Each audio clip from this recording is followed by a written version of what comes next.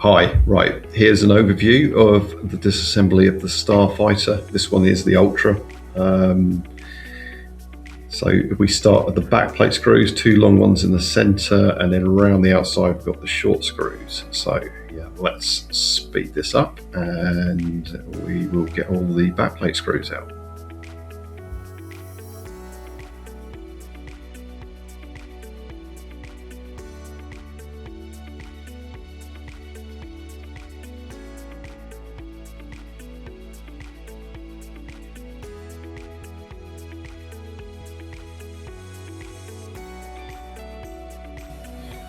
Okay, with all the backplate screws removed, just double check, make sure you haven't missed any. So it is clipped in all the way around. Best to start from the hinge. Now we're using a pry tool, which is made of like a hard nylon plastic. Other tools will work, but obviously bear in mind that use a plastic one so it doesn't mark the finish on the chassis. With the backplate removed, you can notice that the camera module can stay in place, and the next step that we can't stress enough is to disconnect the battery connector first, and that slides back, and then we can remove the SSDs. So the one on the right is the secondary slot, and the one in the center is the primary slot. So we're going to remove those but retain the screws and the board. Okay, next step is to remove the battery screws, four located around the edge. So yeah, we'll quickly take those out. And then with the battery, should just lift straight out, no glue or tape. It's yeah, replaceable. That reveals the haptic trackpad, the kill switch board and the I/O board. And then we have the wireless module, which is connected along there with all the ribbon cables to the main board. So to disconnect the display, it's just the hinges and display connector. And then on the Ultra model, that is the location of the debug connector. To get to that, obviously we need to remove the heatsink for the Ultra model because it slightly hinders it, because we've got some really good cooling on this model. So we just take those screws out. Those are retained screws, so they won't actually come out, but you'll hear them click when they are released. And underneath there you'll see the RAM module, which are on board on all the Ultra models and the standard models.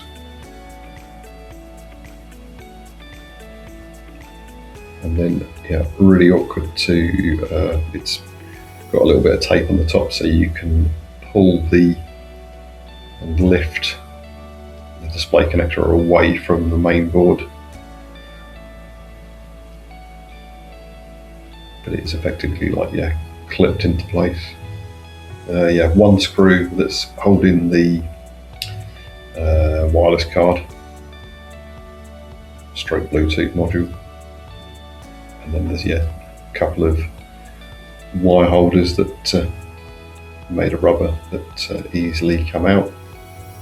And then yeah, from there you've got your three screws that hold the hinges in place.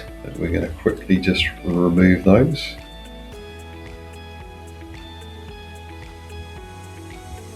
You may notice I'm using a screw tray, or a makeshift screw tray, but yeah, keep a note of where all the screws come from, because they do vary in length, some of them. It's quite important they go back in the right places. So yeah, you can should be able to easily lift them all by hand, and then it's a case of carefully hinging that up and then releasing it from the chassis without marking anything. And there you go, there's your display assembly completely removed. Now this bar that runs along the bottom of the hinge cover, that will slide off to the left, but yeah, it is sort of held in place by a lot of friction, so it won't just pop off. But yeah, there it comes off, and then that exposes the cabling which runs under the display, the display connector, and then on the other side you've got the wireless antennas, which, yeah, the wireless antennas you should be able to replace. I think previous models they did run under the display. If the bezel comes off, it's held on by adhesive, and then underneath there are some like pull tabs, which if you pull those you can actually then get the panel out, so it can be completely disassembled. And yeah, just to show you, the hinges, yeah, are completely replaceable as well. And that's like, yeah, one of the hinges completely removed.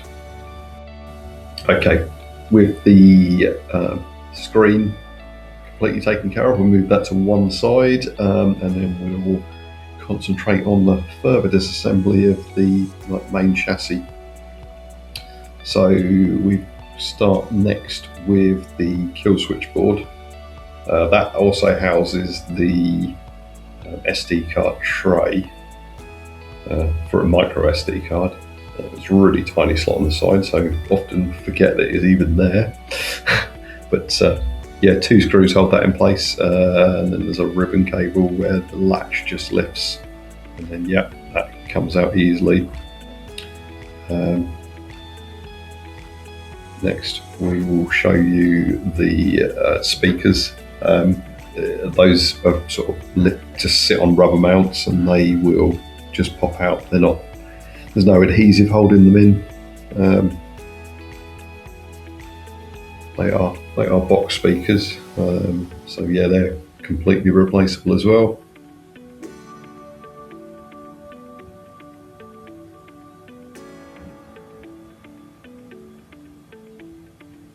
So yeah, just for ease, we'll actually pop them back into place.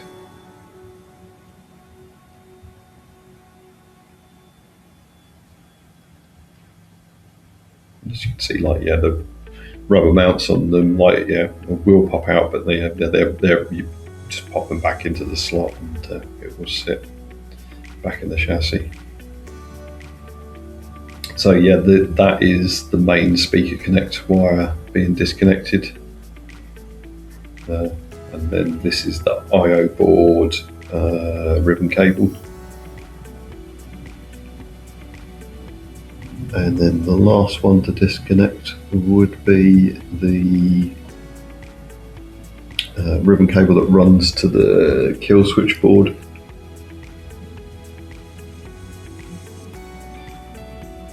Okay, so we've got 2 USBs and a headphone jack in that board as well.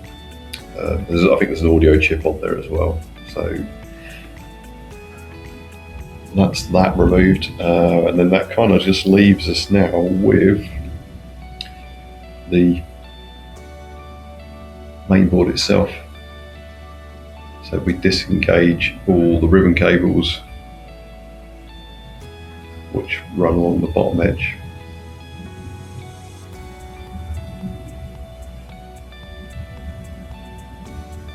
Maybe, like, yeah, carefully just pull those back.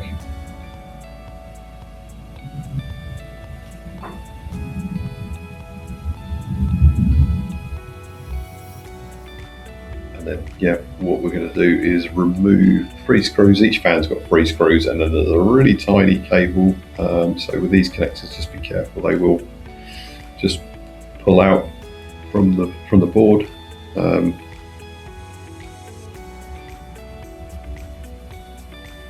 Same with the second fan. That one's a little bit tighter. Yeah, just be careful not to damage those when they come out.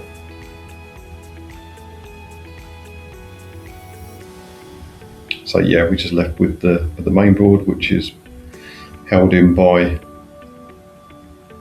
not sure how many screws we've got around here, but We'll quickly remove those.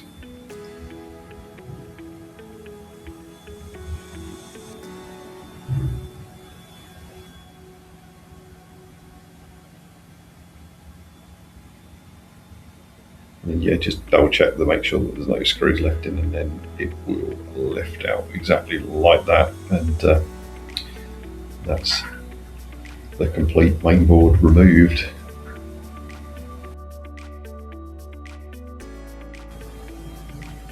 Okay, so the last bit is like the chassis and the haptic trackpad, but yeah, I just wanted to demonstrate that the actual keyboard tray is removable, and there's some really tiny screws, a lot of them, so we won't actually show that, but yeah, the tray will come out. It's a bit fiddly, but it's not one we recommend to do. The haptic trackpad itself is held in by 6 rather flat screws, so there's 3 on each side. And then yeah, we've already disconnected the main ribbon cable, and then that will just slide out, and yeah, there's the complete assembly, and there's a haptic motor in the middle. So that's it, a completely disassembled StarFighter. Any comments, please leave them below. I'll be happy to answer any questions.